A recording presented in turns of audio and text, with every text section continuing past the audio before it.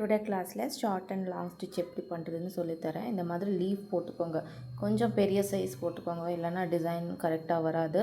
அதுக்கப்புறம் அதுக்குள்ளே இன்னொரு லீவ் போட்டுக்கோங்க இந்த மாதிரி.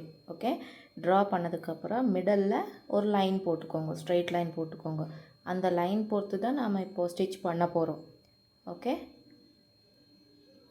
ஸ்மால் சைஸ் லீவ் போட்டால் உங்களுக்கு ஸ்டிச்சிங் பண்ணுறதுக்கு கஷ்டமாயிடும். ஓகே, இந்த மாதிரி உள்ளேயும் ஒரு லீஃப் போட்டுட்டு அந்த மிடில் லைன் போட்டுட்டு பண்ணணும். இந்த இடத்துல இருந்து தான் நம்ம ஸ்டிச்சிங் ஆரம்பிக்க போகிறோம். இங்கே இந்த செயின் ஸ்டிச் எடுத்து இந்த இடத்துல ஒரு செயின் ஸ்டிச் எடுத்துட்டு அதுக்கப்புறம் மறுபடியும் மேலே இருக்கிற இடத்துல செயின் ஸ்டிச் போட்டுட்டு கீழே ஜஸ்ட்டு மறுபடியும் லாக் பண்ணணும். இப்போ லாக் பண்ணதுக்கப்புறம் செகண்ட் லைனில் செயின் ஸ்டிச் போட்டுட்டு மேலே இந்த மாதிரி செயின் ஸ்டிச் போட்டுட்டு கீழே இழுத்துனா அதுக்கப்புறம் கீழே நம்ம 2 நாட் போடணும். ஃபர்ஸ்ட்டில் 1 நாட், செகண்ட்லேயும் 1 நாட், அதுக்கப்புறம் தேர்டுக்கு வரும்போது 2 நாட். அதாவது மிடல் லைனு 1 நாட், இங்கேயும் 1 நாட், கீழே இழுத்து தேர்ட் லைனில் 2 நாட். சேம் ப்ராசஸ் ஃபுல்லாக பண்ணிகிட்டே போங்க.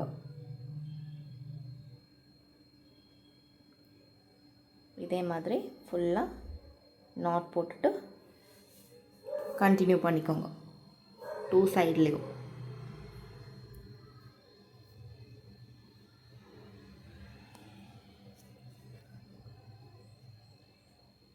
தேர்ட் லைனில் தான் நாட் வரணும். அந்த மிடல் லைன் இருக்கு இல்லையா, அந்த லைனில் தான் நாட் வரணும்.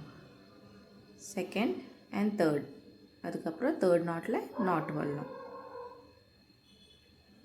ஃபர்ஸ்ட், செகண்ட், லாஸ்ட்டு தேர்டு, தேர்டில் நாட் விடணும்.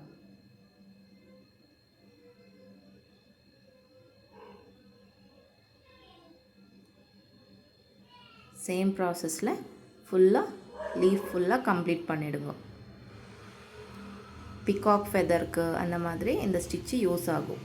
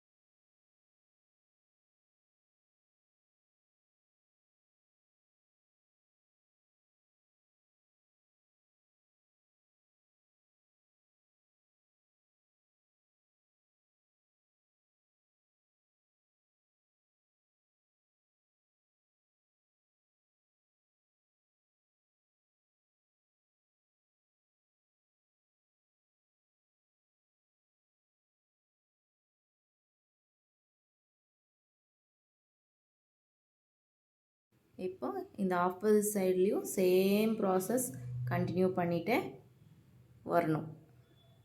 நான் சில்க் த்ரெட்டில் பண்ணுறேன். நீங்கள் சில்க் த்ரெட்டு இல்லைன்னா ஜரி த்ரெட்டு எந்த த்ரெட்டில் வேணும்னாலும் பண்ணிக்கலாம்.